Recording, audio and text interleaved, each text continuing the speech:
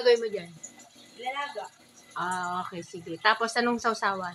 Toyo kalamansi. Tsaka, Bagoong. bagoong Isda. isda. O, sige, iluto mo na. Nakasain ka na. Kanina pa. Okay. Ayan. Ayan, sige, lahat mo na yan. Ilang kainan mo lang yan. Mabilis na yan. Lagyan mo lang ng konting mantika. Para masarap. Konti lang. Ayan. Kailangan masanay na magluto habang maaga. Yan po ay grade 8 na. Yan, grade 8 na siya. So, siya magluto na aming tanghalian. Makakaraos lang kami sa ganyang ulam lang. Ayan. 20 pesos po lahat yan. Yung okra na yan, nabili ko sa palengke. Dumaan ako. Yan. So, habang isinasalang yan, mag-prepare ka ng sausawan.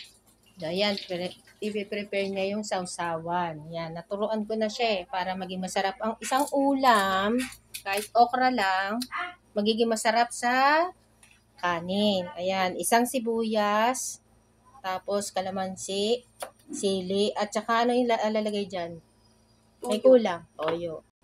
So, ayan, toyo. Ayan. So, ayan.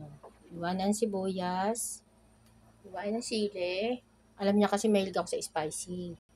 So, ayan. O, lagyan na yung toyo. At kalamansi. So, mamaya may sausawan na.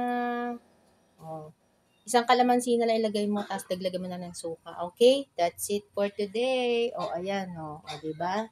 O, pag mga anak nyo, turuan nyo rin magluto. Kahit wala tayong mga nanay. So, marunong na sila mag-prepare ng pagkain nila. Kaya ang lusog, diba? Hindi po yan buntis, taba po yan. Okay? High school pa lang po yan. O, yan. Marunong na yan sa kusina.